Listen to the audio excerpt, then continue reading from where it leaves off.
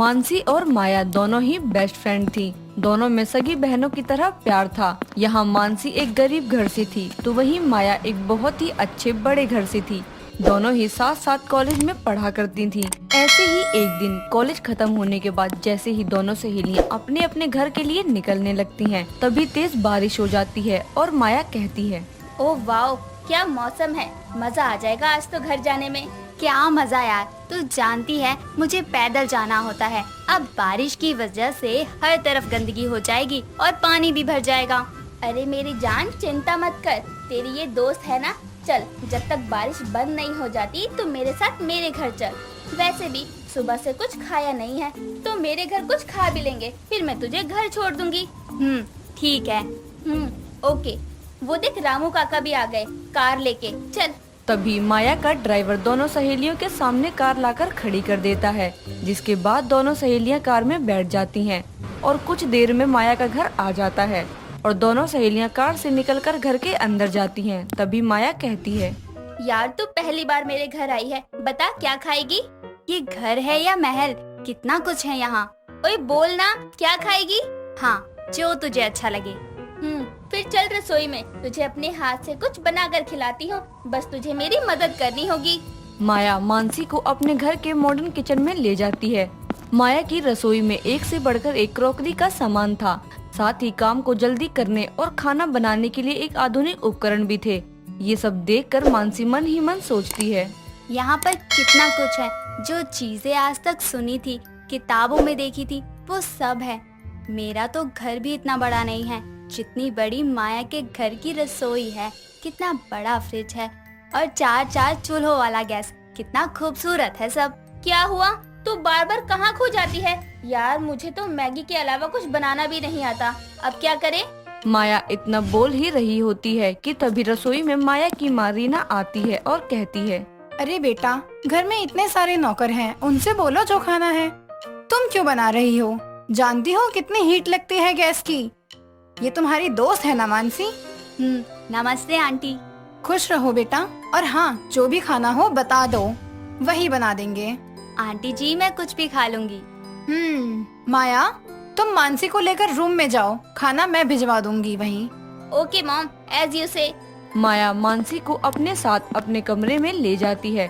कुछ देर बाद रीना उनके कमरे में ही खाना भिजवा देती है। खाना खाने के बाद माया मानसी को उसके घर ड्रॉप कराती है और वहाँ से चली जाती है। माया के जाने के बाद मानसी की माँ राधा उससे कहती है, अरे बेटा, अच्छा हुआ कि तेरी दोस्त तुझे घर छोड़ गई। रास्ते में वैसे भी बहुत पानी भरा हुआ था बारिश की वजह से। हाँ माँ, जानती हूँ। चल बेटा, हाथ मुंह धो ले, तुझे भूख लगी होगी, मैं चूल्हा जला देती हूँ। अरे नहीं माँ, आज मानसी मुझे अपने घर लेकर गई थी, वहाँ खाना खा लिया था हम दोनों ने। चल ठीक है बेटा, मैं शाम का खाना बनाने के लिए लकड़ियाँ और उपलों का बंदोबस्त कर लेती हूँ। बारिश की वजह से जो घर में रखा था वो तो भीग गया। अब वैसे भी जब तक लकड़ी और उपला नहीं होगा तो हम गरीब की रसोई में खाना कैसे बनेगा। इतना कहकर राधा लकड़ियाँ और उपले जमा करने के लिए घर से निकल जाती है और मानसी आराम से चटाई बिछाकर घर में बैठ जाती है। और सामने रखे कुछ टूटे फूटे डिब्बे जिनमें ना के बराबर अन्न था और मिट्टी का चूल्हा था, उसे देखते ही कहती है, हे भगवान, कहीं है तो कितना कुछ है कि समझ ही नहीं आता कि क्या खाना है क्या नहीं, और कहीं इतना भी नहीं है कि पेट भर के खाना खा लिया जाए। कितना फर्क है अमीर और गरीब की रसोई में। ऐसे ही वक्त बीतता जाता है। माया और मानसी के एग्जाम आने वाले थे, जिसके चलते दोनों का एक दूसरे के घर आना जाना लगा रहता था। ऐसे ही एक दिन जब मानसी माया के घर पढ़ाई करने के लिए जाती है, तभी माया बोलती है, मानसी जाना, रसोई से एक गिलास पानी ले आ मेरे लिए। अभी लेकर आती हूँ। इतना कहकर मानसी जल्दी से रसोई की तरफ जाती है, जहाँ वो देखती है कि रीना अपने नौकरों से बात करते हुए कह रही है, सुनो रामलाल, आज शाम के खाने में कढ़ी चावल, पास्ता, रायता, मिसी रोटी, तवा रोटी, मिक्स वेज की सब्जी और हाँ, दाल भी बना देना।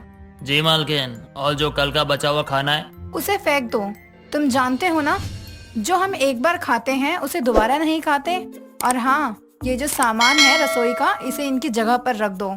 रीना इतना बोल ही रही होती है कि तभी उसकी नजर मानसी पर जाती है और वो बोलती है, अरे मानसी बेटा, क्या हुआ, तुम यहाँ? जी, वो मैं पानी की बोतल लेने आई थी। फ्रिज से ले लो बेटा, ग्लास वो वहाँ है साइड में। जी आंटी जी।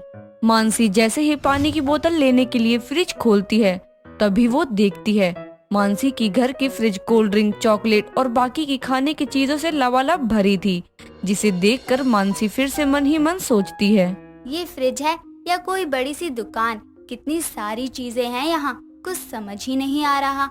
एक मैं हूँ जिसकी रसोई में बस पानी का मटका है, वो भी सालों पुराना। ऐसे ही सोचते हुए मानसी अपनी पानी की बोतल लेती है और फ्रिज बंद कर वापस माया के पास चली जाती है। शाम को जैसे पढ़ाई खत्म करने के बाद मानसी अपने घर आती है तो देखती है कि उसकी माँ चूल्हे के पास बैठी फुकनी से हवा फूंक कर आग जला रही थी और पास में रखा हुआ आटा देखकर कहती है, ये तो बहुत कम है। आज की कमाई से जो भी बन पाया उसका ये आटा ले लिया, पर ये कम है। मैं एक काम करती हूँ, मानसी और उसके बाबा के लिए रोटियाँ सेक देती हूँ। मैं कल खा लूंगी, आज पानी पीकर ही सो जाऊंगी। इतना कहकर राधा रोटी सेकना शुरू कर देती है और चिमटा ना होने की वजह से बार बार उसके हाथ जल जाते हैं। ये सब देखकर मानसी की आंखों में आंसू आ जाते हैं। तभी राधा उसके पास आती है और कहती है, बेटा आ गई तू, खाना लगा दूं बेटा? नहीं माँ, भूख नहीं है। अब तो घर का खाना तुझे अच्छा नहीं लगता होगा। माया बेटी के घर तो बहुत कुछ खा लेती होगी, अब तुझे गरीब की रसोई की रोटी तो सूखी लगती होगी। नहीं माँ, ऐसा नहीं है। माँ देखना, एक दिन मैं आपको बहुत सारी खुशियाँ दूंगी।